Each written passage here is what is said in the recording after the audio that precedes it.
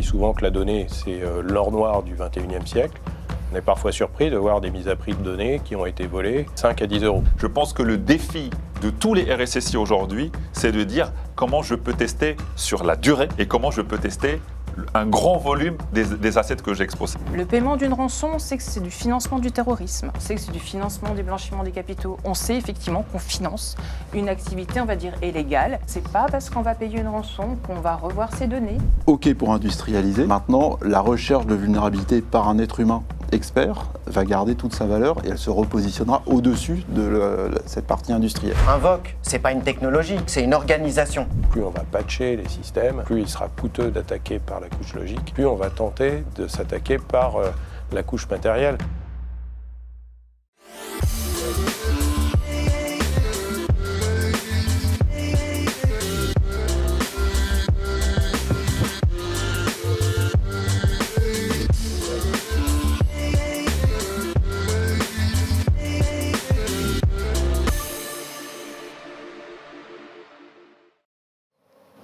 Bonsoir à tous et bienvenue à notre nouvelle émission Risque Intel Média.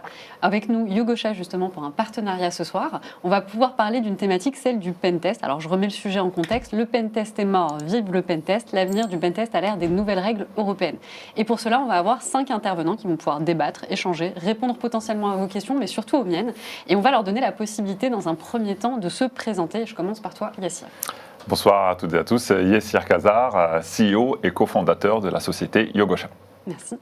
Garance. Bonsoir à toutes et à tous, Garance Mathias, avocat au barreau de Paris, fondatrice de Mathias Avocat. Ludovic. Bonsoir à tous, Ludovic. Je suis colonel de gendarmerie et je suis au commandement du ministère de l'Intérieur dans le cyberespace. Serge. Bonsoir à toutes et à tous. Je suis RSSI d'un établissement public territorial qui s'appelle Paris-Ouest La Défense et je suis RSSI mutualisé pour 11 mairies du 92. Et Romain. Bonsoir à tous, Romain Elio, je suis le CISO de BNP Paribas Personal Finance. Eh bien, merci d'être avec moi ce soir. Alors, c'est vrai que c'est une thématique qu'on a travaillée, notamment avec toi, Yassir, et Yogosha, et tous les intervenants autour de la table. Et on s'est posé la question, justement, des nouvelles règles européennes qui sont en train d'arriver de plus en plus. On s'est dit qu'il y avait quelque chose à faire, justement, sur cette convergence entre l'avenir du pentest à l'ère des nouvelles règles européennes. Mais avant de commencer cette émission, souvent, on parle des marchés noirs, des ventes de données. Et je voulais savoir s'il existe également des marchés noirs de vulnérabilité qui l'alimentent et dans quel but. Et je partage justement une coupure de presse qui est sorti très récemment sur cette question. Bien, merci. Alors, sur la question du marché noir, bien sûr, il existe un marché noir pour tout. Un marché noir a vocation de satisfaire un besoin, un service, qui n'est pas assuré par l'économie légale. Et de ce fait, nos données sont devenues également l'objet d'une convoitise. Alors, parfois légale, il y a un marché légal de la donnée, mais il y a également un marché illégal de la donnée. Et avec, évidemment, la possibilité d'acheter des renseignements sur les failles informatiques sur les systèmes. Alors, comment ça marche-t-il ? Eh bien, il y a une offre, il y a une demande, il y a des mises à prix. On est parfois surpris, on dit souvent que la donnée, c'est l'or noir du 21e siècle. On est parfois surpris de voir des mises à prix de données qui ont été volées 5 à 10 euros, pas plus.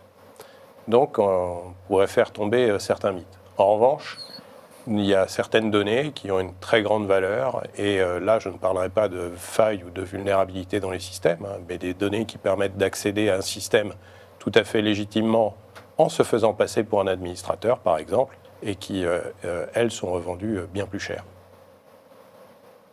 Est-ce que justement, là, vous parliez du prix de la donnée, est-ce que c'est la donnée en elle-même qui est à 9 ou 10 euros ou c'est le pack ? Parce que si on multiplie par la quantité de données qui fuit, ça peut être rentable. Si vous me dites que c'est 9 euros ou 10 euros, effectivement, tout le stock, c'est pas si rentable que ça. Ça dépend de la donnée, mais c'est souvent des blocs de données. La donnée en elle-même ne se marchande pas à ce prix-là. Mais en revanche, des blocs de données peuvent se vendre à tous les prix. Parfois, d'ailleurs, un même vol de données peut être revendu plusieurs fois. Ça, c'est très clair. Et également, des données qui sont en fait accessibles librement sont parfois vendues faussement comme étant des données qui ont été dérobées. Donc il y a aussi une escroquerie à la communauté qui peut se faire sur le dark entre malfaiteurs eux-mêmes. Alors, je me mets à la place des équipes de sécurité, vous me dites si c'est cohérent ce que je raconte, mais à la lumière des informations justement que tu donnes, Ludovic, moi je mettrai des équipes pour aller regarder ce qui se passe, j'imagine que c'est ce qui se produit, vérifier quelles sont les vulnérabilités qui sont mises en avant, et auquel cas, peut-être patcher, je ne sais pas, Yassir. Il y a très souvent des équipes de veille qui peuvent faire de la veille sur les fuites qui existent en termes de données, etc. Après, pareil, ce sont des choses qui sont extrêmement structurées, parce qu'une des difficultés légales, c'est que par défaut, on n'a pas le droit de jouer avec ces données-là. Elles sont réputées être illégales, justement.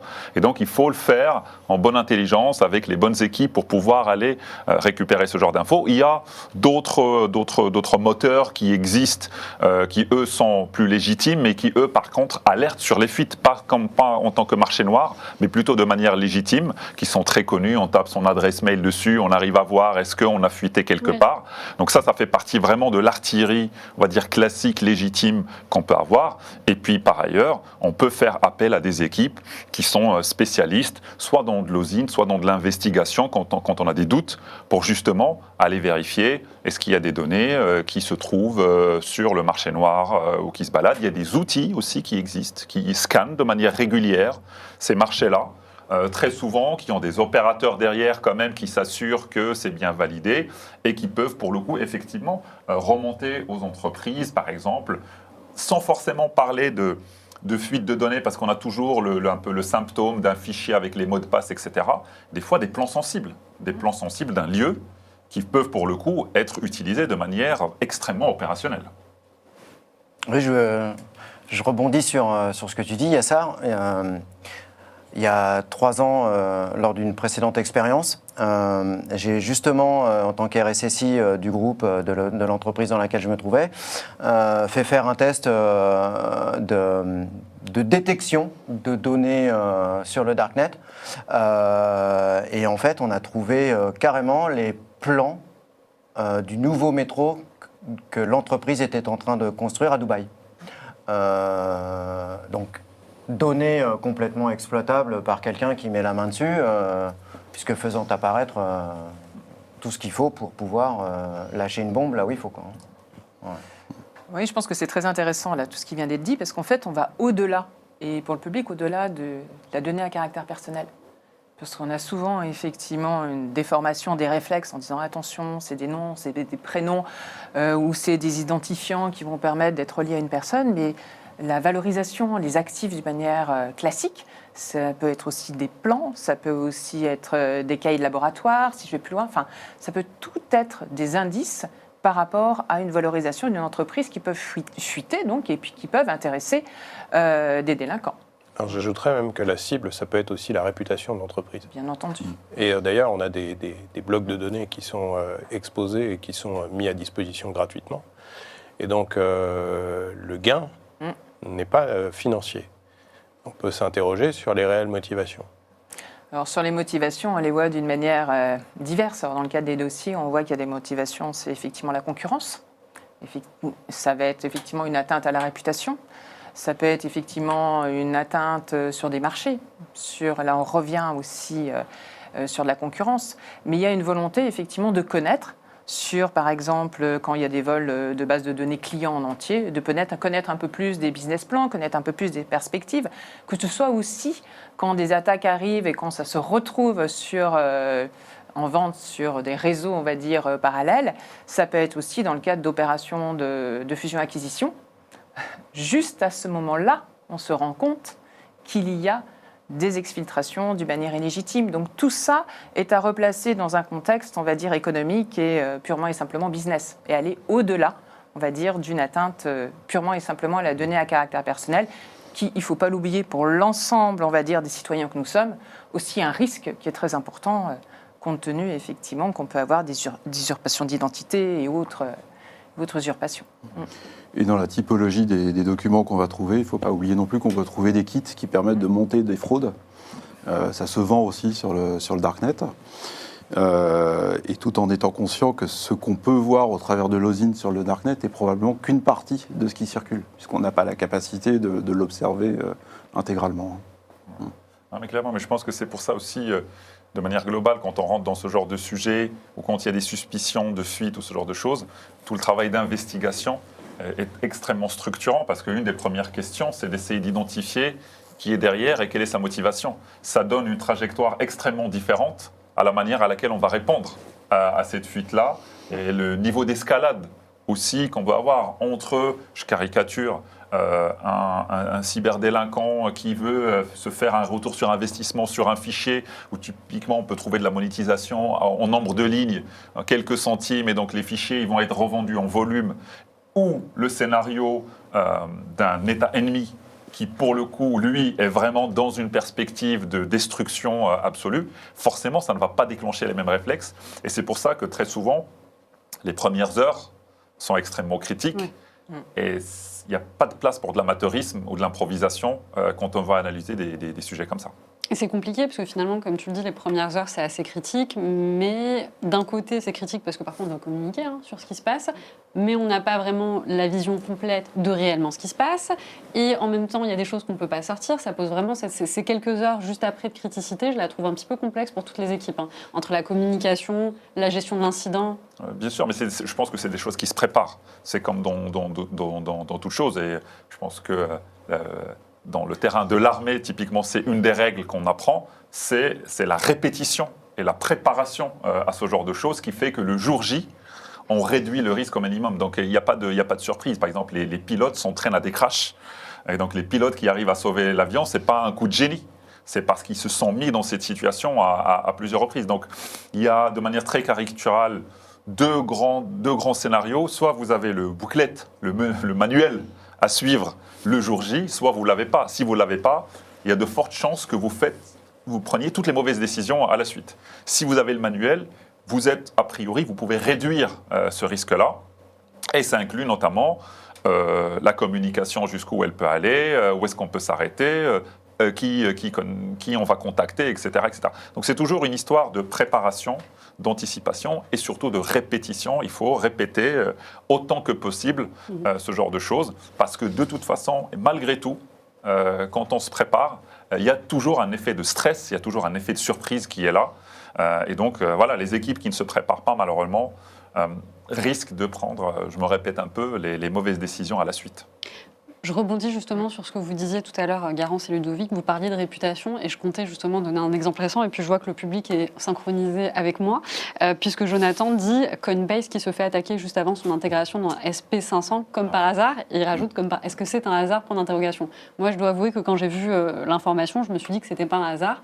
Ça tombait quand même à un moment stratégique pour l'entreprise. Et c'est vrai que quand on fait ça, parce que dans un premier temps, pour rappeler quand même le cas, il y a eu une demande de rançon que Coinbase a refusée. Mais bon, on se dit que dans un moment où un peu stratégique d'un point de vue financier pour l'entreprise, elle a peut-être plus tendance à vouloir payer. Il y a donc cette stratégie de la part des attaquants. Vous en pensez quoi? Alors c'est difficile effectivement de répondre à la place d'une entreprise là-dessus, parce que chacun va gérer son risque. En fait, on reste sur la gestion de risque, sur l'anticipation, la préparation. Ce que vient de dire Yassir est effectivement extrêmement pertinent, mais comme tu l'as dit, il y a le stress, mais aussi l'aléa. L'aléa, c'est effectivement, on a beau répéter, on a beau se préparer, c'est en fait la goutte d'eau qu'on n'avait pas prévue. Donc sur la gestion de crise, il y a aussi la notion de qui fait partie de la cellule de crise, quelles sont les personnes, les acteurs qui vont être en responsabilité pour prendre, des décisions. Et il y a aussi la gestion du dépôt de plainte, bien entendu. Là, je vais prendre ma casquette d'avocat, du dépôt de plainte, des différents délais aussi, puisque indépendamment de déposer une plainte, il y a des délais suivant les secteurs réglementés, indépendamment de la protection des données à caractère personnel. Donc, il y a ces enjeux. Après, il y a une demande de rançon. Demande de rançon veut dire aussi quelles sont les décisions qui vont être prises par le board, par le COMEX. Quelles sont ces demandes de rançon, quel groupe, on va dire, de hackers. Donc on rentre effectivement dans un scénario qui va souvent être traité d'une manière extrêmement confidentielle. Bien entendu, le paiement d'une rançon est extrêmement discutable. Ça, c'est une chose à dire et à redire. Je pense que c'est très important. C'est pas interdit par hasard? Alors, il y a différentes postures. Il faut savoir que depuis quelques années, quand on a une assurance rançon logiciel, cyberassurance, mot global. Attention, j'ai dit moi-même le mot global cyberassurance.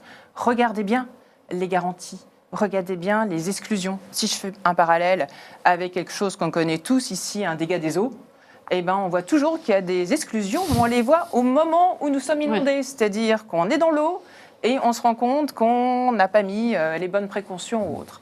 Donc, il y a une possibilité, je dis bien une possibilité, donc vous voyez le côté qui n'est pas sûr, de pouvoir être remboursé que dans le cadre de certaines garanties d'assurance et dans le cadre d'avoir effectivement fait les prérequis et les mécanismes. Donc, cette possibilité dépend aussi du dépôt de plainte. Le dépôt de plainte doit être fait dans un délai de 72 heures. Donc des délais. Après, loin de là, et je pense que c'est très important de dire que même si ce mécanisme a été mis en place dans le cadre réglementaire, dans le cadre de la loi en France, loin de là d'avoir un côté incitatif. Le paiement d'une rançon, on sait que c'est du financement du terrorisme. On sait que c'est du financement du blanchiment des capitaux. On sait effectivement qu'on finance une activité, on va dire, illégale.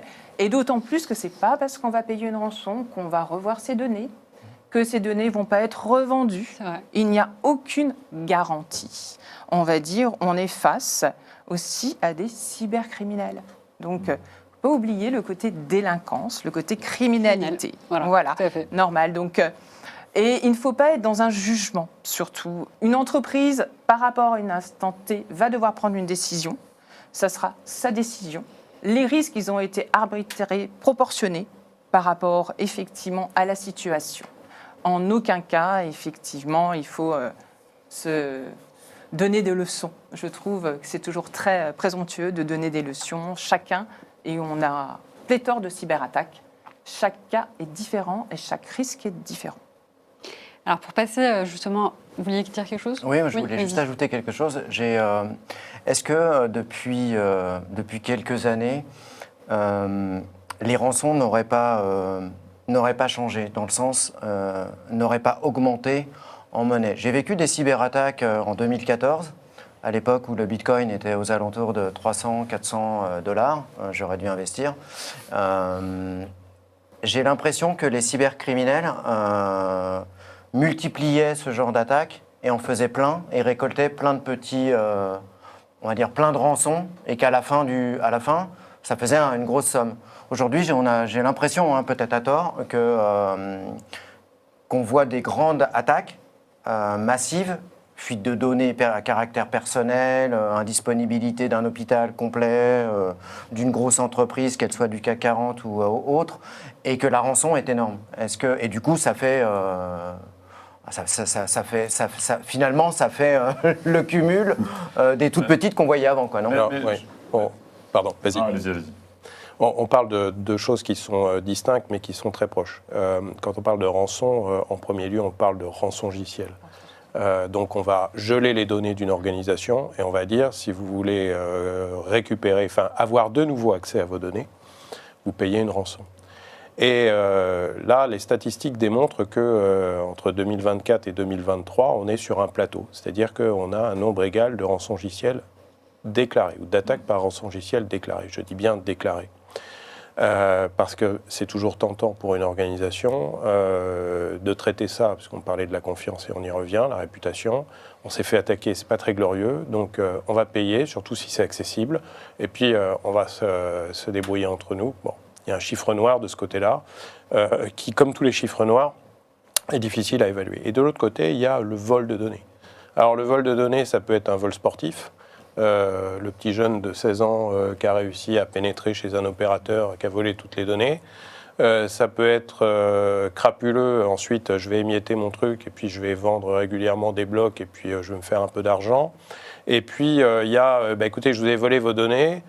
Bon, c'est promis, je ne les expose pas si vous me payez une rançon. Et là, on est sur un mode opératoire qui est très proche de celui du rançongiciel, en tout cas pour les effets produits, mais qui en réalité ne passe pas exactement par les mêmes process. Quoi qu'il en soit, il n'y a pas toujours de rançon demandée après un leak, après un vol de données. Alors les Britanniques disent qu'il y a eu une évolution dans le rançongiciel, c'est-à-dire qu'effectivement, plutôt que de faire plusieurs millions d'un coup, on va faire plein de petites escroqueries sur plein de petits particuliers qui, après tout, s'il faut payer 200 ou 300 euros, finalement, Voilà. Ouais. On ne porte pas plainte parce qu'il faut aller au commissariat ou il faut aller à la brigade de gendarmerie, on va attendre, etc. Bon, au bout du compte, on en est quitte pour... voilà, c'est comme si on avait eu un petit dégât des eaux pour le coup. À la limite, on a même des criminels qui ont réussi à comprendre la part d'acceptabilité du dommage créé. Bon.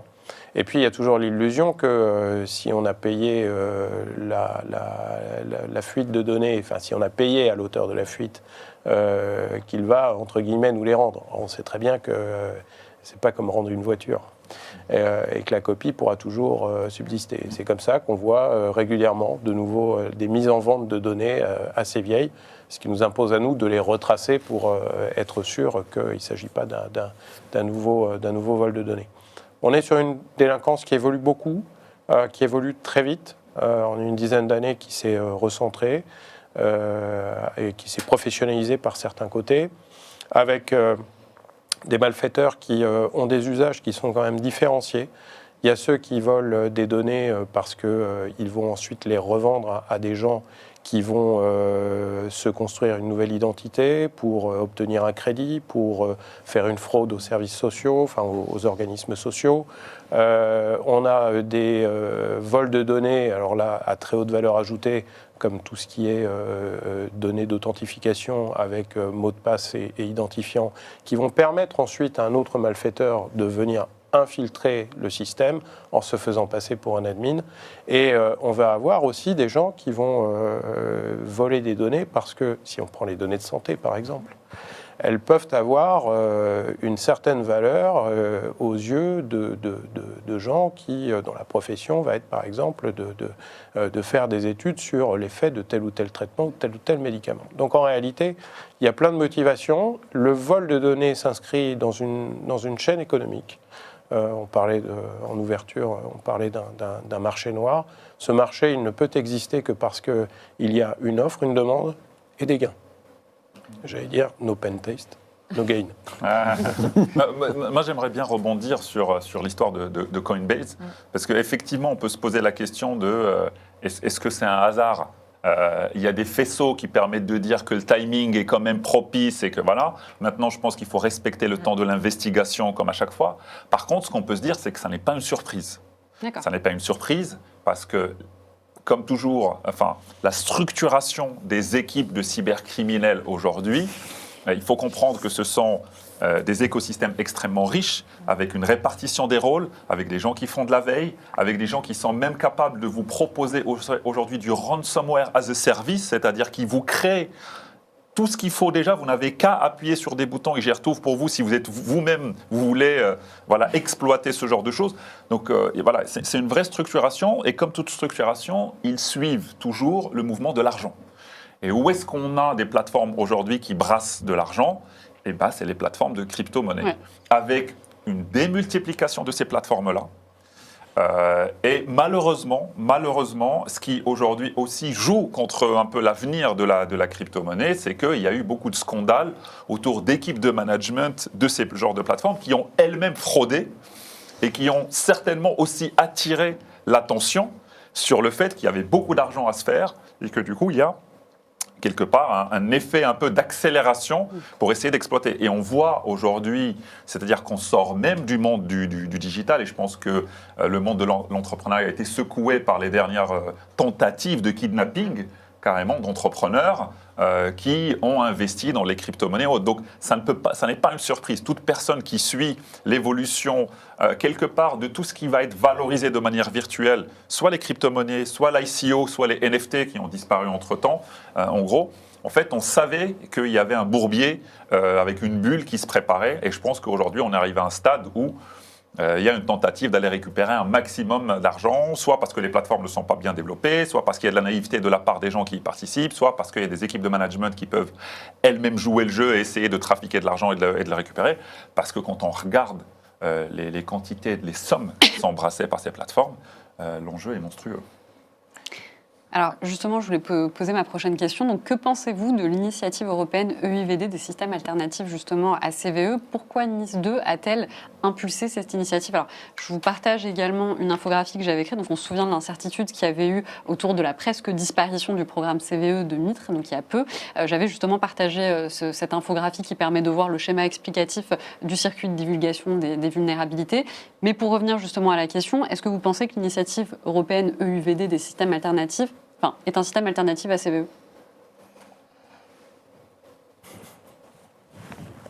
C'est pas facile de répondre à cette question, parce que on vient à peine le 13 mai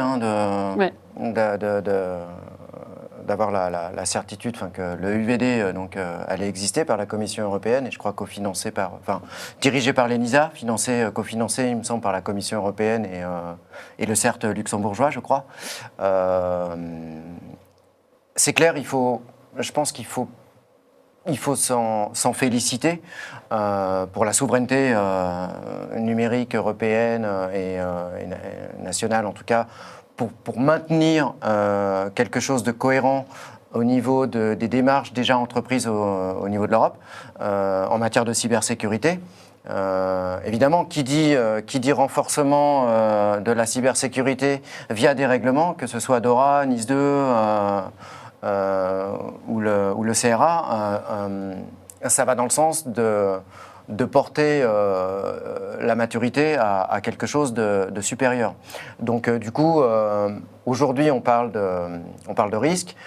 Il me semble que dans NIS 2, d'abord, l'article 12 de NIS 2 donne le mandat à l'ENISA pour pouvoir en fait créer le UVD.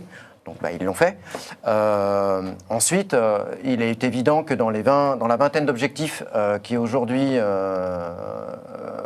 paraissent et qui sont tranchés, après ce qu'on attend, c'est les sous-contrôles. C'est le deuxième, en tout cas, je ne sais pas si quand il sera sorti, ce sera le second, mais le deuxième, c'est la gestion par les risques. Qui dit la gestion par les risques, dit forcément des vulnérabilités. Donc aujourd'hui, je trouve que c'est complètement cohérent. Maintenant,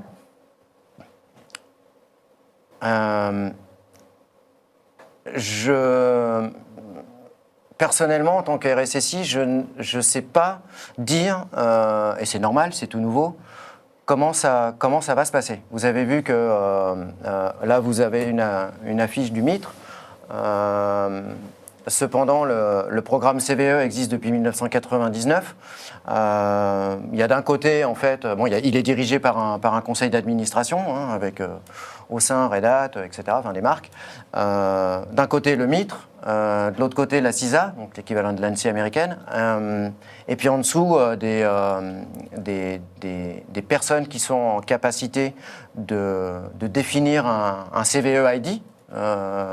Chose que l'ENISA maintenant peut faire également. Donc elle veut pas non plus tout interrompre, c'est ce qu'elle a annoncé. Et suite à l'arrêt du financement par le gouvernement européen, parce que c'était un financement unitaire, donc je pense que ça allait dans le mur. À un moment donné, ça semble plutôt évident. Je pense que il y a la CVE Foundation qui vient de naître, et tout cet écosystème-là, maintenant, on ne sait pas forcément comment ça va interagir en soi. C'est-à-dire qu'aujourd'hui, certes, on a une base de données européenne qui se construit, sauf que dans nos administrations, on n'est pas tous à utiliser des produits souverains et européens. Donc, si j'ai des firewalls américains, qui va être en capacité de me donner une CVE pour mes firewalls de la marque Lambda, qui est un produit américain? Est-ce que c'est du coup le NIST avec la NVD? Est-ce que c'est le UVD qui aura un mandat? Je ne sais pas. Est-ce que c'est d'autres bases de données? Est-ce que c'est voilà. J'ai pas l'impression que c'est si simple que ça aujourd'hui. Ouais. Là, on est dans la phase un peu facile. C'est que pour l'instant, on a les mêmes CVE qui ont été reprises côté européen. Il y a une double numérotation déjà qui apparaît. Si demain, on arrive à une fragmentation avec une partie de vulnérabilités qui existent côté européen, qui n'ont pas été reprises côté américain, et vice-versa, c'est déjà compliqué de gérer les vulnérabilités. Il n'y a qu'à regarder le nombre de vulnérabilités en stock dans la base du NVD. Ça va devenir encore plus compliqué. C'est-à-dire qu'il faudra quand même que ces deux organismes coopèrent et qu'on ait des standards communs à la fin. Alors justement, en commentaire, quelqu'un avait mis ce que tu viens de dire, Romain. Oui, mais de numérotation pour EUVD, ça va devenir illisible. Oui, c'est... Je pense que, de mon point de vue, il est important de remettre toute cette situation dans un contexte. C'est pas juste des gens qui se sont réveillés un matin en disant on veut construire une nouvelle base de données. Il y a un état de fait où on vous dit il y a un gouvernement qui a décidé comme ça de ne plus financer une base qui existe, donc on savait que ça allait mourir. On ne peut pas le soutenir. Voilà. Moi, souvent j'essaye d'avoir des opinions un peu tempérées. Moi, j'accueille de manière très positive cette initiative-là. Parce qu'à un moment, il faut se bouger. C'est-à-dire que le contexte mondial, on le voit, les difficultés actuelles, on le voit, les sujets de souveraineté ou d'autonomie stratégique sont une réalité. Nous sommes dans un monde et dans n'importe quel rapport de force, quelle que soit notre posture, celui qui détient les règles du jeu, celui qui impose les référentiels de fait ou de marché, et celui qui donne le là, de manière forte. C'est-à-dire que si moi, je vous dis demain, voici le standard que vous devez appliquer pour organiser votre gestion de vulnérabilité, j'ai un avantage, d'une manière ou d'une autre. On peut le faire de manière collaborative, mais le jour où je décide de changer le référentiel, vous devez vous plier à cette réalité-là. Donc moi, je pense que c'est plutôt une bonne chose. Je pense qu'il faut, pareil, le mettre dans une perspective où ça vient de démarrer, et que sur des sujets comme ça, ce sont toutes les bonnes volontés qui vont faire la différence. C'est-à-dire qu'on va devoir apprendre à faire collaborer des gens autour de ce genre de référentiel. Il va y avoir un sujet clairement de lisibilité à un moment ou à un autre. Si les deux structures se rapprochent, tant mieux. Si les deux structures ne se rapprochent pas, il va falloir faire avec. Moi, la vraie question où je me dis il y a un défi, c'est le financement. C'est-à-dire que si on est sur un financement qui a été fait dans l'urgence avec une enveloppe qui va disparaître dans 18 mois, ça sera pire ça par contre. Donc il faut absolument l'inscrire dans un financement. Et il faut peut-être qu'on s'inspire à un moment des visions un peu orientales ou se dire en fait on investit sur 50 ans sur un sujet comme ça. C'est-à-dire il ne faut pas se poser de questions, il faut un référentiel, il faut qu'on le maîtrise.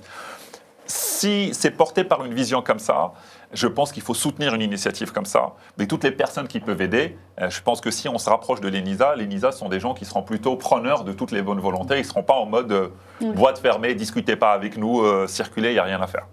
Alors justement, moi je veux poser la question au public qui est avec nous sur place. On va leur laisser la possibilité de voter. Le système EUVD est-il une bonne alternative à CVE? Alors vous pouvez répondre oui, non, ça dépend. Et comme ça on va voir justement ce que les experts en cybersécurité pensent. Toujours pour rester justement sur ce sujet, je reviens vers toi Serge, justement en tant que professionnel, quels seraient les besoins en termes de fonctionnalité par rapport au système EUVD pour en faire justement une alternative qui soit considérée comme sérieuse par rapport et crédible par rapport à CVE. Et puis bien évidemment, si vous voulez répondre également. Encore une fois, c'est aujourd'hui, comme disait Yassir, on a, je veux dire, on a au moins quelque chose qui est commun, c'est la notation. C'est-à-dire qu'aujourd'hui, on a des notations soit ce qu'on appelle un CVSS ou un EPSS, donc on regarde quel score a une vulnérabilité de 0 à 10 et est-ce qu'elle est exploitée, et ce score il est de 0 à 100. Voilà. Donc que ce soit CVE, que ce soit NVD ou que ce soit EUVD, on utilise tous ce score-là et les pentesters, quand ils classent, quand ils trouvent une faille ou quand ce sont des scanners qui trouvent quelque chose, on a une notation.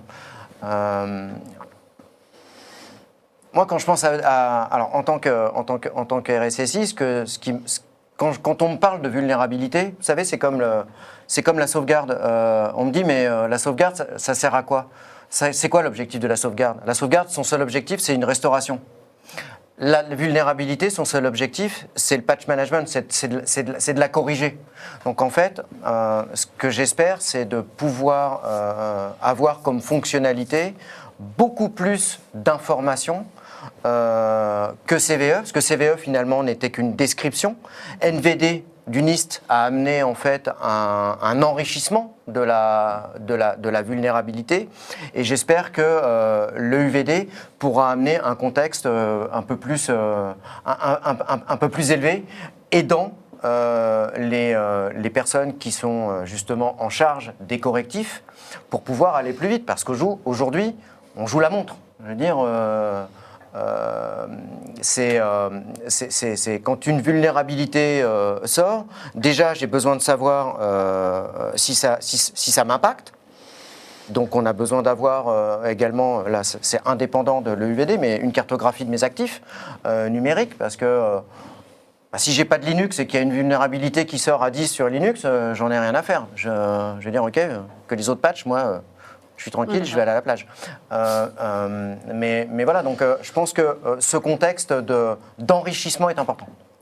Alors justement, on a la réponse du public. Donc le système EUVD est-il une bonne alternative à CVE? On a 66,67% qui répondent oui. Personne ne dit non, donc tout le monde considère que c'est plus ou moins une bonne idée. Et puis on a quand même 33% qui disent ça dépend. Donc on pourrait nous expliquer après le ça dépend, c'est quoi justement les différentes possibilités. Alors quel type d'entreprise aujourd'hui dispose d'équipes en interne pour trouver les vulnérabilités, les patcher? Je dirais toutes, normalement. Ouais. Alors après, pourquoi il faut le faire? On gère des risques. Les risques, c'est une combinaison d'une menace, d'une vulnérabilité. La menace, en tant qu'entreprise privée, on ne peut rien contre elle. Peut-être que Ludovic a un peu plus de pouvoir que nous dessus, mais on sait que la tâche est rude. Sur la partie vulnérabilité, il y a deux choses à faire. Déjà, c'est réduire la surface d'attaque. Ça, c'est la chose la plus simple et qui nous enlève quand même beaucoup d'ennuis. Et après, il faut les détecter et il faut les remédier. Une vulnérabilité, effectivement, il faut les remédier, sauf certaines, parce que quand même, quand on regarde les scores CVSS sur les vulnérabilités, une vulnérabilité à 1, je pense qu'on est d'accord qu'on peut éviter de la patcher pendant quelques années. Voilà. Mais c'est sûr que dès qu'on arrive sur des scores au-delà de 7 ou qu'on passe les 9, là, sauf à être dans un contexte précis où on peut éviter de la patcher, il faut les traiter. Voilà, donc toutes les entreprises doivent faire ça. Ça implique des outils, ça implique du personnel pour le faire, ça implique des services qu'on achète aussi à l'extérieur. Et on peut avoir des vulnérabilités de tout type. C'est-à-dire que là, on parle de celles qui sont dans les bases CVE, mais on peut aussi avoir des vulnérabilités qui sont détectées par des pentests, qui sont des problèmes de configuration, d'architecture. Donc en fait, c'est un matériau qui est très diversifié, la vulnérabilité. On a beaucoup de problématiques différentes qui se posent. Moi, je pense qu'effectivement, dans l'absolu, l'idéal serait que toutes les entreprises aient des équipes comme ça, qui soient capables de faire du patch management, etc. Après, quand on regarde le tissu économique, je pense que ça arrive avec un certain niveau de maturité. Typiquement, ça apparaît dès qu'une entreprise commence à ressentir le besoin d'avoir un début de DSI d'une manière ou d'une autre. Le minimum qu'il peut y avoir, c'est quand on a des petites structures qui externalisent l'infogérance chez quelqu'un et du coup qui contractualisent avec eux du management qui est du patch management qui est intégré. Et puis plus l'entreprise va se structurer, plus elle va avoir la possibilité d'internaliser ça. Les rares exceptions où on va avoir des petites structures qui font ça, c'est des structures qui ont une culture tech ou cyber par défaut. Soit ils sont dans la cyber, soit il y a un grand capital tech digital avec une sensibilité du patron. Mais je pense que les entreprises étant drivées aussi par des contraintes économiques, pour certaines entreprises, c'est un luxe de pouvoir avoir une équipe qui est capable de gérer. Et je pense que c'est une des grandes difficultés aujourd'hui. Quand on regarde, je ne me rappelle plus exactement de la statistique, mais quand on regarde les petites entreprises et les petites structures, je crois de mémoire qu'elles représentent 80% du tissu économique. 90%, voilà. J'avais un petit doute sur le 90% du tissu économique. Et c'est des gens, voilà, des équipes de 10, voilà, avec aussi une nouvelle manière de faire les affaires qui pousse les structures à se digitaliser, à avoir des solutions sur téléphone, etc., etc. C'est pas évident pour eux de s'attaquer à ça. Et c'est un vrai dilemme. C'est un vrai dilemme parce que tout le monde devrait être protégé, mais on ne peut pas non plus le faire n'importe comment, on ne peut pas faire de magie. Et donc, ça crée aussi des opportunités pour des acteurs aujourd'hui qui, par exemple, proposent des box qui intègrent toute l'infogérance pour ce genre de société, etc. Et je pense que c'est là où le bas blesse et c'est là où on a j'ai pas envie de dire les cas caricaturaux, mais les cas tragiques des attaques, c'est-à-dire des grandes entreprises, ça se chiffre en millions et autres. Mais c'est là où typiquement on a des entreprises qui peuvent du coup vraiment s'arrêter parce qu'une petite structure comme ça, elle a une trésorerie qui est extrêmement limitée. Si elle perd sa comptabilité sur les 5 dernières années, elle peut rebondir avec la feuille et le stylo, mais la réalité, c'est que voilà, 2 mois de trésorerie, ça peut partir extrêmement vite.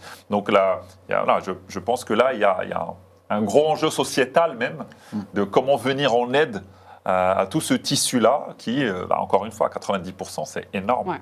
Pour rebondir ce que tu viens de dire, oui, c'est effectivement l'enjeu de la société, elle est là. Les lois qui sont en train d'être votées actuellement, notamment le projet de loi Nice 2, c'est un niveau de sécurité élevé. Donc l'ambition, elle est là. Hein. On veut un niveau de sécurité élevé. Quand je dis on veut, c'est la Commission européenne, puisque c'est une directive qui va être transposée dans l'ensemble des États membres. Quand on parle du secteur financier, il y a d'autres textes plus sectoriels, mais il y a aussi une question de culture, de maturité. Effectivement, le tissu économique en France, il y a énormément d'ETI, de TPE, de PME, avec une richesse, un savoir-faire. Et ça revient sur ce qu'on disait au début, avec effectivement cette exfiltration de données, qui n'est pas que des données à caractère personnel, mais des plans, de l'économie, enfin voilà, des enjeux très forts. Des rançongiciels ou non, mais quand il y a une attaque, est-ce qu'il y a une sauvegarde ? Là, quand on est un petit peu professionnel, on sait l'importance des sauvegardes. Mais il y a certaines entreprises qui ont découvert l'importance de la sauvegarde quand, il y a quelques années, il y a eu un opérateur qui a eu un incendie et qui se sont posé la question, mais oui, une sauvegarde, c'est nécessaire. Mais quand on est effectivement entre professionnels, il y a cette culture de la maîtrise, cette culture du risque. Le chef d'entreprise qui, dans sa priorité, c'est quand même d'avoir une productivité ou autre, ce risque cyber, il le perçoit de plus en plus, puisque beaucoup d'agences, notamment cybermalveillance ou autres, s'en fait écho. Voilà, les aides sont là, mais il faut effectivement que cette maturité, cette approche par les risques, en disant que tous, on est concernés un jour ou l'autre, doit être approchée et adaptée. Donc les enjeux de pourquoi une sauvegarde, c'est nécessaire, ne serait-ce que parce qu'on peut avoir un incident qui n'est pas du tout informatique ou autre. Je reviens toujours sur mon dégât des eaux, mais voilà. Mais ça peut être important aussi, et de faire passer ce message à l'ensemble, on va dire, du tissu économique. C'est très important, et tout le monde, effectivement, n'a pas la chance d'avoir des équipes, tout le monde, effectivement, n'a pas la chance, effectivement, de disposer de RSSI ou autres. Des structures, à mon avis, ça va être opportun que des structures d'aide se mettent en place pour, justement, accompagner cette richesse qu'on a et ces détenteurs de savoir-faire. C'est vrai qu'il y a un coup d'entrée sur la gestion des vulnérabilités. On sait que les petites entreprises ont souvent du mal à survivre à un incendie. Et de la même façon, elles ont du mal à survivre à une cyberattaque. Parce qu'il y a une prise de risque inhérente à ces petites structures qui n'est pas forcément consciente d'ailleurs. Pas forcément consciente, oui. Voilà. Alors, je pense qu'on va parler de Dora après, mais voilà, il y a énormément de choses dans Dora, il y a beaucoup de choses dans Nice 2. Les deux choses à faire à la base pour n'importe quelle entreprise, on en a parlé, c'est faire des sauvegardes, c'est patcher. Et avant même de détecter les vulnérabilités, peut-être qu'avoir un patching irréprochable, c'est déjà la base pour beaucoup de choses. Voilà. Et ce service-là, quand il peut être amené par l'extérieur, c'est quand même une garantie de sécurité pour une entreprise qui n'a pas de DSI, n'a pas d'équipe informatique et ne peut pas assumer elle-même ses fonctions parce que ça demande de l'expertise, des compétences et du monde. Il y a une pratique qui est faite aussi, c'est le bug bounty. Alors tout le monde ne peut pas le faire, mais c'est l'occasion aussi d'appâter, on va dire, des gens très compétents qui vont être très agressifs à l'égard du système et qui vont le tester. Il y a un des aspects, parce qu'on a beaucoup parlé de l'attaque par la couche logique, mais il y a également l'attaque par la couche matérielle. Or, l'une des premières attaques, c'est quand même, on a parlé de l'incendie. Les sauvegardes, c'est bien, mais à condition que le serveur ne soit pas dans le même bâtiment. Voilà, tu me regardes. Et puis, surtout, un attaquant vraiment déterminé va réussir à s'introduire dans les locaux physiques de l'entreprise, va éventuellement détourner l'attention par une ruse des agents de sécurité, en apportant un sapin de Noël. Personne ne refuse l'arrivée du sapin de Noël dans l'entreprise. C'est au contraire, on va aider à l'installer, etc. Bon, ce moment-là, les gens qui arrivent à 3 ou 4, il y en a un qui part aux toilettes, l'autre qui part un peu... bon. Et du coup, ils vont approcher les terminaux et puis voler un ordinateur, mettre une clé à un endroit, etc. Et tout ça, ce sont des attaques qui, plus on va durcir la part logique, plus on va patcher les systèmes, plus il sera coûteux d'attaquer par la couche logique, plus on va tenter de s'attaquer par la couche matérielle. Parce qu'en réalité, les entreprises c'est pas des bunkers. Elles sont pas toujours protégées au bon niveau, avec des niveaux d'entrée et de filtrage des allées et venues. Tous les jours, une entreprise, elle accueille des fournisseurs, des coursiers, des gens qu'on croise parfois qu'une fois, dont on ne sait rien, et qui sont parfois souvent même des salariés honnêtes et qui viennent juste là pour faire leur travail, mais pour certains qui peuvent être commandités par d'autres, quoi. Clairement. Si je peux rebondir sur la transposition de Nice 2, qui est, je pense, le sujet le plus chaud du moment, parce qu'on sait que autour de cette question de la transposition, il y a le niveau de gradation potentielle qu'on peut avoir. On sait qu'il y a certains pays qui ont avancé très rapidement en adoptant une transposition relativement simpliste du sujet pour pouvoir mettre un pied à l'étrier à lancer. On sait que certaines législations vont peut-être avoir une approche plus orthodoxe du texte. Et si on fait le lien, encore une fois, avec les petites structures, c'est vrai que si on regarde de manière macro, on comprend la philosophie du texte, qui est l'idée de tirer vers le haut tout le monde, mais ça semble, d'un point de vue opérationnel, quasi impossible d'appliquer le même niveau d'exigence à la PME qui fait 50 personnes qu'au grand groupe qui fait 50 000 personnes, qui a des sujets partout dans le monde. C'est un coût aussi, hein. Bien sûr, il y a un coût. Et puis il y avait, par exemple, des sujets très anecdotiques, et ce n'est pas pour faire de la provoque, mais je pense que c'est vraiment le diable se cachant dans les détails. Il y avait ce sujet de la notification sans délai d'un incident.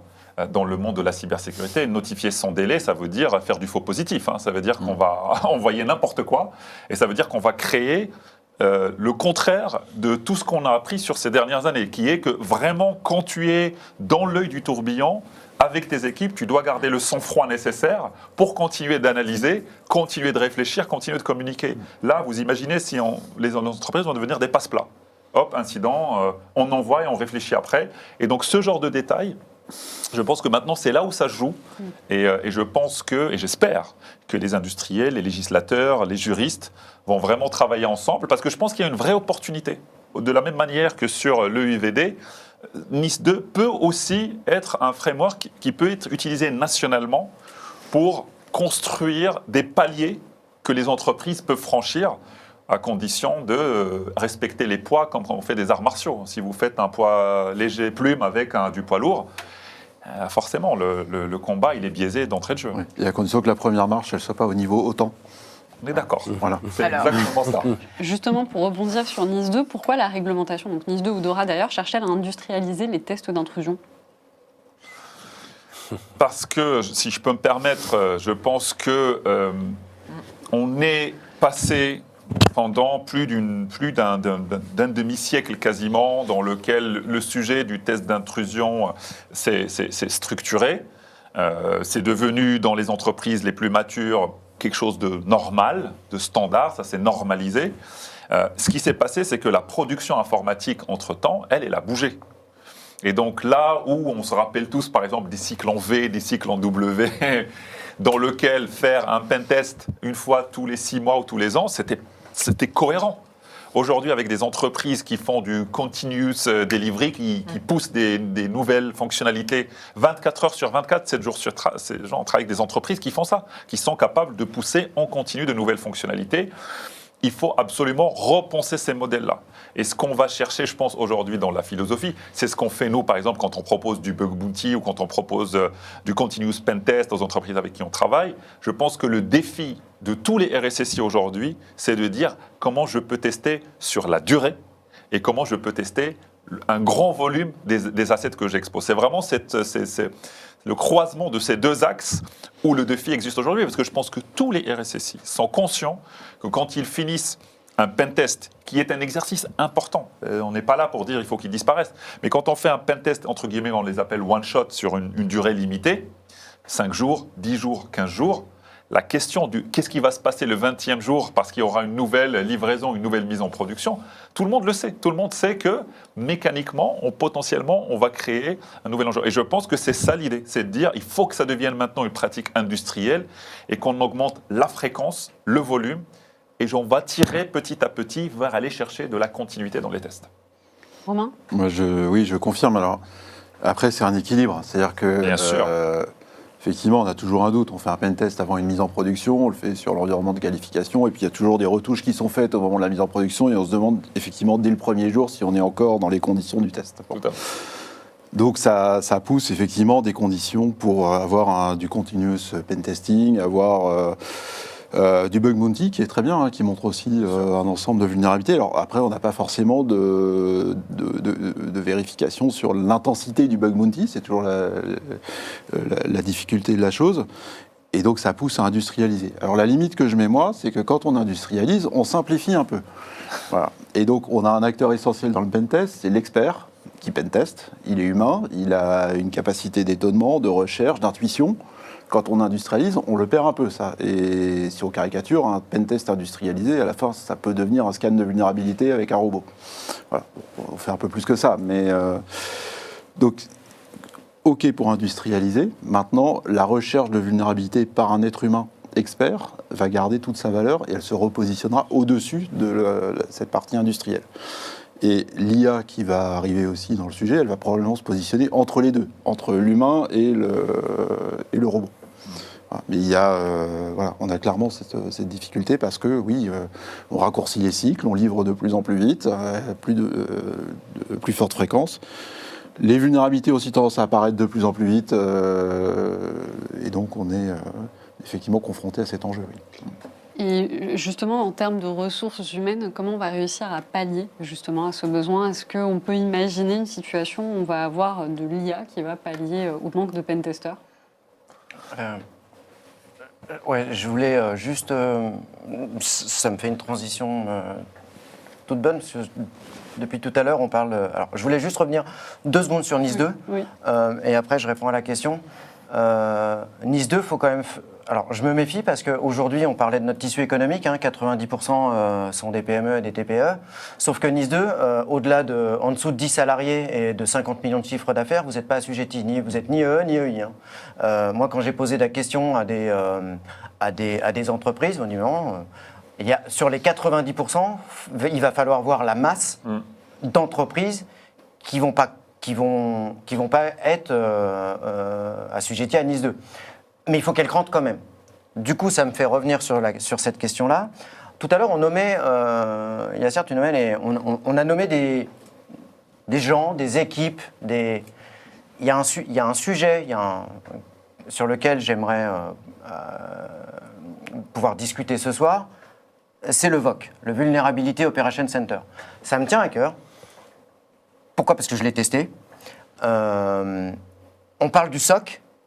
Le SOC aujourd'hui, alors on confond bien souvent un peu les deux. Il n'y a pas de confusion à faire. Le SOC, il est réactif. Je veux dire, sur la base d'un événement que me remontent des équipements, j'ai des alertes. Ces alertes, elles sont réelles. Elles montrent qu'il y a quelque chose qui cloche en ce moment. Il faut que je le traite. Je schématise à outrance ce que c'est que le SOC, mais grosso modo, c'est ça. Évidemment, on va trouver de la coordination. Le VOC, c'est un Vulnerability Operation Center, donc un centre de gestion des vulnérabilités. Qui dit centre de gestion des vulnérabilités, j'englobe évidemment centre de gestion des remédiations, parce qu'en cybersécurité, on a l'habitude de parler des 3 P, people, product, process, donc des gens, de la technologie et un peu de processus. Là, c'est exactement ça. Un VOC, c'est pas une technologie, un VOC, c'est une organisation. Et ça, c'est important. Pourquoi ? Parce que je ne dis pas que le pentest doit disparaître, mais dans les VOC, il est possible, on va retrouver en fait le triptyque sur lequel nous, les RSSI, on s'appuie, c'est-à-dire le scan d'intrusion, la signature connue, je scanne, je détecte telle vulnérabilité, bon bah ok, elle est de niveau élevé ou pas élevé, je patch ou je patch pas. Enfin, je regarde ce que je dois faire. Le pentest, Et j'aurais tendance à dire le pentest, je vais différencier le pentest classique du pentest as a service, comme on le dit un peu aujourd'hui. Alors ça fait très marketing, mais n'empêche qu'il y a une vraie différence, et je vais y venir après, et le bug bounty. Pourquoi il y a une vraie différence? C'est que quand on a tous fait des pentests, quand on travaille dans la cybersécurité, on a tous fait des pentests, on est ancré dans des standards genre PTES.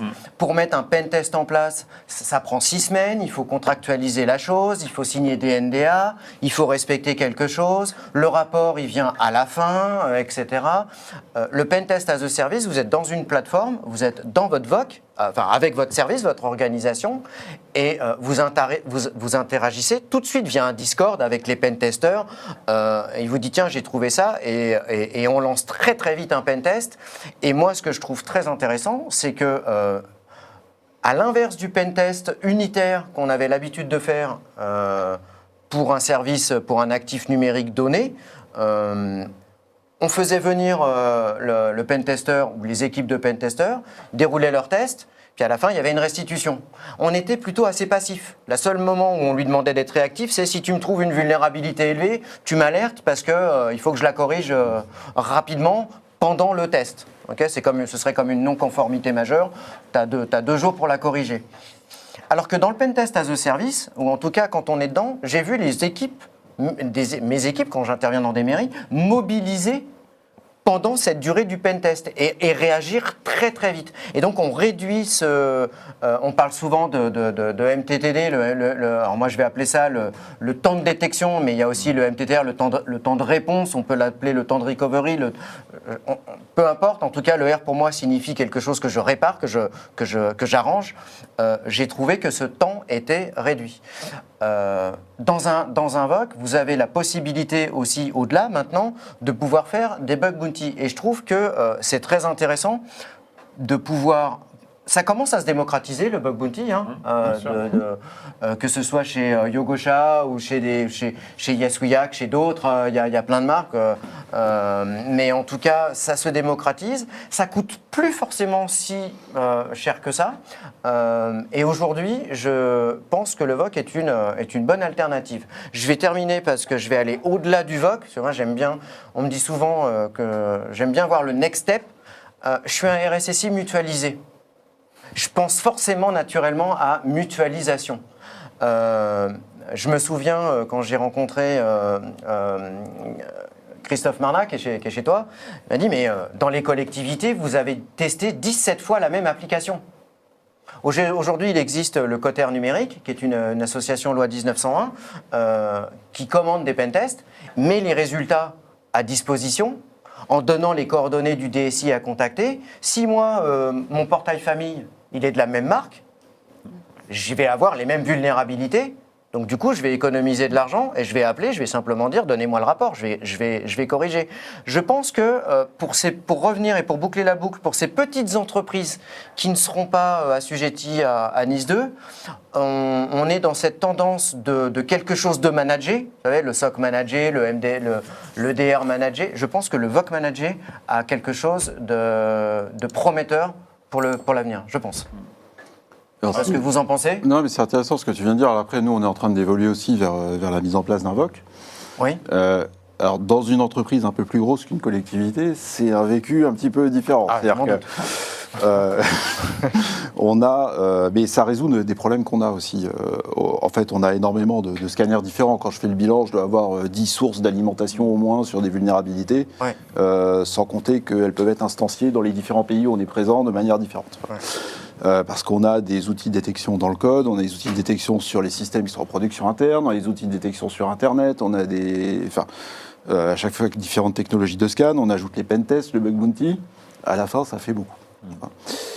Tout ça tourne avec des fréquences différentes, donc on a en permanence des flux qui arrivent et qui nous disent tiens, il y a une vulnérabilité à tel endroit, il y a une vulnérabilité à tel endroit. Au-delà de ça, on scanne des URL sur Internet, en interne, on scanne des serveurs, et à la fin, il faut qu'on puisse envoyer la vulnérabilité à corriger à la bonne personne. Voilà. Donc en fait, le VOC, il a aussi cette connaissance à partir de tous les référentiels qu'on a pour être capable d'aiguiller les vulnérabilités, aussi de les qualifier, parce que le développeur qui est dans une tribe IT, à un moment, il dit, moi, qu'est-ce que je dois faire? Dites-moi, parce que là, c'est pas mon métier. Qu'est-ce que je dois faire en premier, en deuxième, etc. Et donc, le VOC, il a aussi ce rôle à la fois d'aiguillage, de supervision aussi, parce qu'il faut qu'on s'assure que finalement, on n'oublie rien. Donc, il y a aussi tout un aspect tableau de bord autour de ça. Et d'aide aussi, à un moment, il faut aider le développeur aussi, parce que c'est vrai que ce qui sort des scanners est parfois un peu dur à comprendre pour quelqu'un qui n'est pas du métier.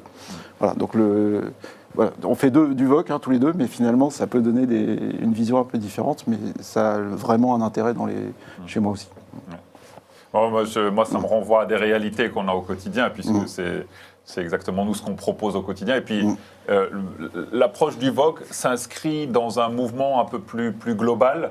On va faire un peu de jargonnage, mais je n'ai pas d'autre manière de le faire que ce qu'on appelle aujourd'hui le STEM, le Cyber Threat Exposure Management. Tout à fait. C'est-à-dire, et ça rejoint un peu tout ce qu'on dit depuis tout à l'heure, c'est que petit à petit, on arrive à la conclusion que toutes les approches, donc scanner automatique, attack surface management, red teaming, pen test, bug bounty, penetration test as a service, etc., tout ça est en train de converger. Qu'on ne le veuille pas, c'est en train de converger. Pourquoi? Parce que les équipes les équipes de cybersécurité, elles ont deux injonctions très fortes. La première, c'est qu'il faut faire plus avec moins. Donc ça veut dire qu'il faut chercher de l'efficience là où il n'y en a pas forcément, et c'est un défi au quotidien. La deuxième, c'est il ne faut pas dépendre d'un seul acteur, mais en même temps, il faut aller vers des approches intégrées. Donc les plateformes qui permettent d'avoir des droits, de gérer des droits, de faire collaborer les équipes, de faire communiquer les outils entre eux, vont devenir la colonne vertébrale de ce genre d'organisation. On ne peut pas faire autrement, parce qu'effectivement, l'organisation dans laquelle on doit attendre que quelqu'un vienne dans le bureau, qu'il finisse, qu'il envoie son document par Word, d'abord, il y a une perte de célérité qui est essentielle pour les équipes. Deuxièmement, il y a une perte de bande passante. Le défi des équipes cyber, c'est leur bande passante. Elle est surchargée, comme tout le monde, et il va falloir qu'ils l'utilisent là où il faut, qui est où est-ce que j'ai un problème pour le régler. Et la dernière perte, c'est la perte de data. Quand on fait ce genre d'exercice qui ne rentre pas dans un VOC, par exemple, on n'est pas capable de capter le temps moyen pour détecter une vulnérabilité, le temps moyen pour le corriger. Et on n'est pas capable de regarder ça dans le temps. Et comme tout sportif, je pense que quand on est dans la cyber, les équipes de cyber sont vraiment dans une dynamique d'athlète. Un athlète qui s'entraîne sans chronomètre, sans mesure, etc., il a très peu de chances de s'améliorer, très peu de chances d'aller pouvoir faire face à de ces faits. Donc, moi, je suis totalement aligné, et ça s'inscrit dans une dynamique beaucoup plus globale, qui d'ailleurs va avoir un impact économique. C'est-à-dire que même économiquement, on est aujourd'hui sur des marchés, d'un point de vue éditeur et société, extrêmement fragmentés. Il y a une pléthore d'offres, et je pense qu'on arrive à un niveau de maturité où pareil, il va y avoir de la consolidation, des rapprochements, des intégrations, de la mutualisation. On a vu des offres qui se sont mises sous forme de consortium aujourd'hui pour amener des services. Donc c'est la logique naturelle dans laquelle on va devoir tous s'inscrire dans l'avenir. Et je pense que... Pardon. Enfin, c'est juste un commentaire. Un élément important, tu parlais de performance des équipes cyber. À l'inverse, et c'est tout à fait complémentaire, quand les équipes sont soumises en permanence à des vulnérabilités qui tombent de partout. Bien sûr. On ne sait plus dans quel sens c'est traité, etc. Il y a aussi une fatigue qui peut s'installer. Et donc, canaliser ça sous forme d'un processus industrialisé, c'est aussi le moyen d'être capable de durer longtemps et d'avoir de l'endurance. Clairement. Oui, moi, je voulais également dire qu'on a une chance en France et on nous l'envie. Ça a été largement écrit partout, dans la presse, spécialisée, tout ça. C'est nos campus cyber, je veux dire. Je pense que celui de Paris entre dans sa phase 2 avec une nouvelle nomination de son chef à la tête. Mais il y a d'autres campus. L'Europe nous les envie et je pense que il y a des. Quand je vois je travaille beaucoup avec le campus cyber de Paris. Pourquoi? Parce que il y a quelque temps, on a vécu des France Relance avec des parcours cyber. Et là, en ce moment, la Commission européenne a lancé ce qu'on appelle les EDIH, les European Digital Innovation Hub, qui sont des pôles d'excellence financés par la Commission européenne. Et donc, celui de l'Île-de-France est porté par le campus cyber. Il s'appelle Cibia. Et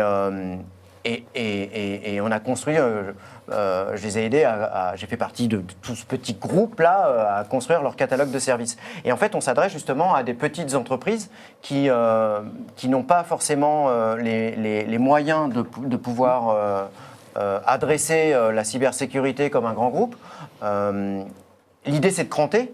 Je pense que pour revenir sur quelque chose comme le VOC, c'est des services que les campus pourraient peut-être s'approprier, acheter des licences, et puis après voir quels sont les modèles pour pouvoir exploiter et aider ces petites entreprises à détecter des vulnérabilités et à corriger.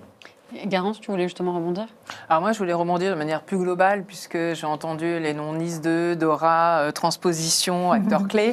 Donc voilà, je vais... Alors peut-être juste, effectivement, sur la sphère juridique, la sphère de la réglementation qui est importante, puisqu'effectivement, va nous aider à structurer, à organiser. Alors, bien oublier que la loi est générale et abstraite.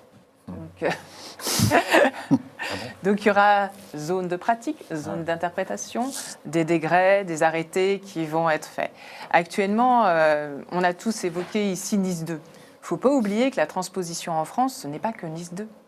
C'est le projet de loi, il s'appelle Résilience. Oui, c'est vrai, oui. Mot capital, Oui. on va dire, pour tout le monde qui est ici, ce mot résilience, puisqu'en fait, ce sont 3 textes. Et ça va rejoindre un petit peu ce qui a été dit.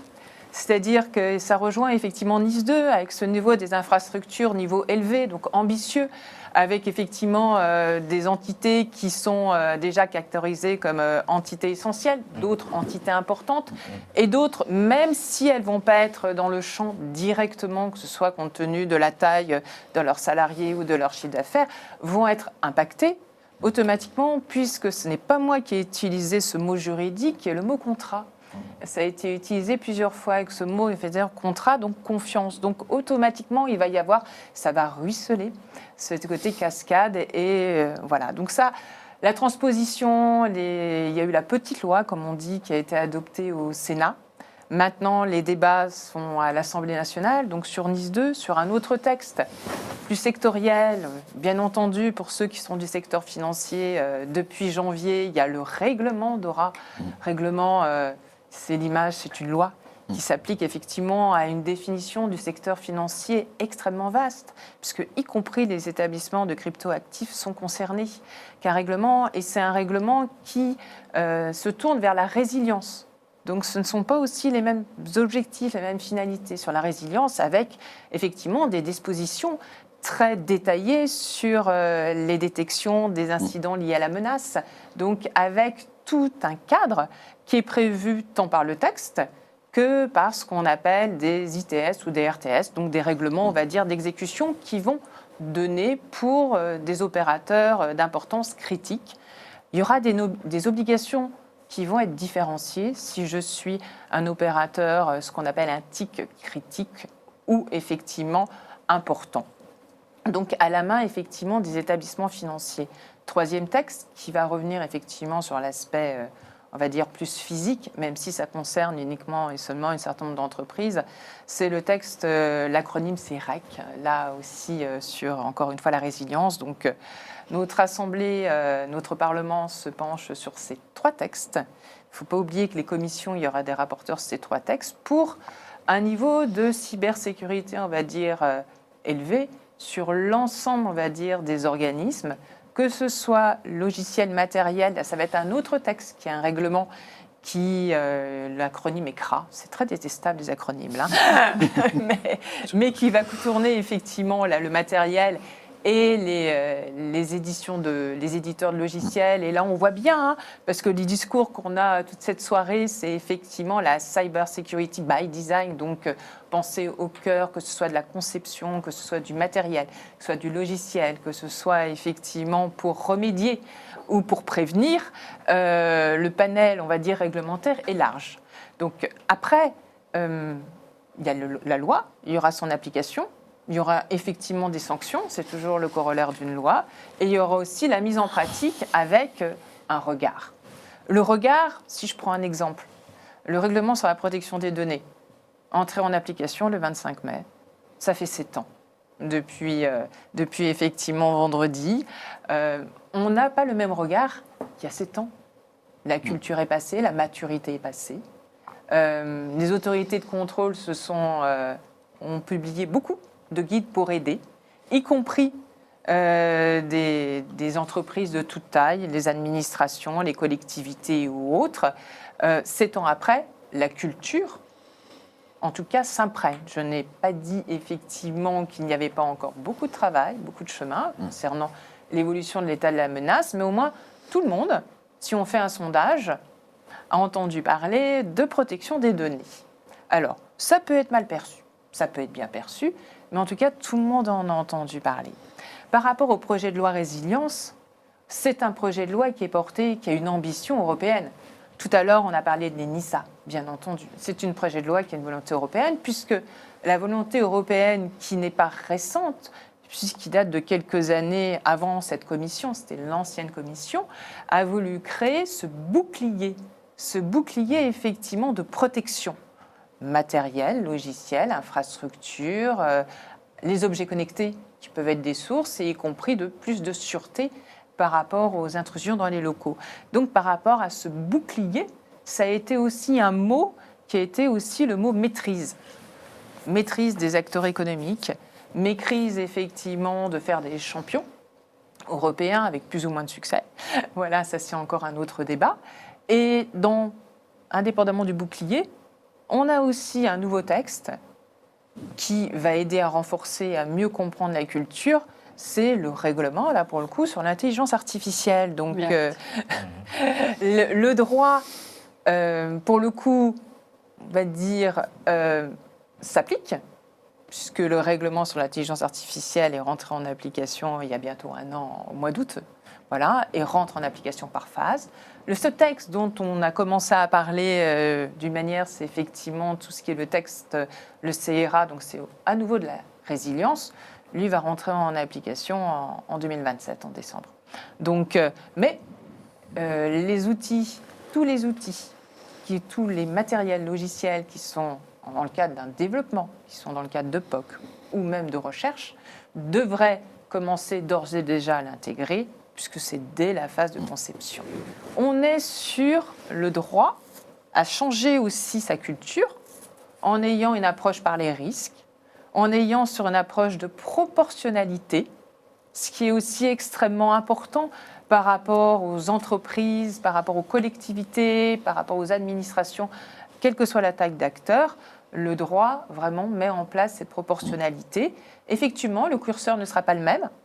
On le voit dans le règlement DORA, le curseur n'est pas le même. Si je suis important, par exemple, si je suis critique, ou si je ne suis ni l'un ni l'autre, ce ne sera pas les mêmes obligations.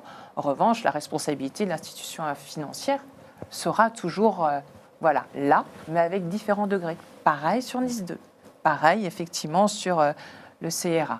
Toujours une appréciation par les risques, une appréciation par le principe de proportionnalité. Après, les débats sont en cours. On a de la chance en France. Les débats sont en cours. D'autres pays sont pris en exemple. Je pense que tout le monde pense à la Belgique, puisqu'il y a eu beaucoup de communication. Il y a eu effectivement un site web qui a été mis en place, un site pour aider justement, avec énormément de documentation pédagogique mise en place pour toutes les entreprises, par l'équivalent de l'Agence nationale de sécurité, mais là en Belgique. Donc des existants. L'Italie aussi, d'autres cultures, d'autres pays l'ont fait aussi par rapport à leur culture, leur tissu économique et par rapport aussi à leur propre contexte et besoins. Vous vouliez rajouter un... Oui, la résilience, le mot est enfin sorti. Oui. Il se trouve qu'il est au cœur de la stratégie nationale de protection cyber et que sa déclinaison ministérielle qui a été élaborée par le ComCyber et qui a été annoncée au dernier FIC par le ministre, place la résilience justement au cœur du process de gestion de crise et de management du risque. Parce qu'en réalité, on a beaucoup parlé de couches logiques, de couches matérielles, mais il y a toujours l'interface fauteuil-clavier, comme on dit. Et l'élément humain doit être préparé. Il doit être préparé à la crise. Alors, il doit être préparé à détecter, à avoir des signes de vigilance dès lors qu'un mail un peu curieux apparaît à 17h30 le vendredi avant de fermer les locaux. Ça, c'est une première chose. Mais il faut également habituer, que ce soit les managers, mais aussi les employés à tous les niveaux, à détecter déjà les anomalies qui peuvent avoir valeur d'indice, et puis surtout à être plongé dans une ambiance de crise. Ce n'est pas toujours évident, surtout pour des entreprises qui parfois ont un fort turnover au niveau de leurs salariés, ce qui impose donc un effort de formation permanent. La création aussi d'une culture d'entreprise qui fait que le salarié est attaché à son entreprise, à son outil de travail, et pas uniquement pour des raisons purement alimentaires, mais l'esprit d'entreprise, pour le coup, renforce la résilience. Dans le domaine militaire, on appelle ça l'esprit de défense, avec le fameux lien armée-nation. Et donc, le cœur, malgré tout, de la sécurité informatique reste quand même l'humain. Eh bien, nous arrivons à la fin justement de cette émission. On aurait pu, je pense, encore continuer. Il y a pas mal de choses à dire. En tout cas, je vous remercie d'avoir répondu à mes questions. Je remercie également le public d'avoir participé à distance, que ce soit ceux d'ailleurs qui sont présents en physique et ceux qui ont échangé sur le chat. Cette émission était donc en partenariat avec Yogosha, qui vous met d'ailleurs à disposition un livre blanc sur la thématique si vous souhaitez le recevoir. Et puis, je vous dis à très bientôt, même à la semaine prochaine, pour une nouvelle table ronde de Risque Intel Média. Et bonne soirée.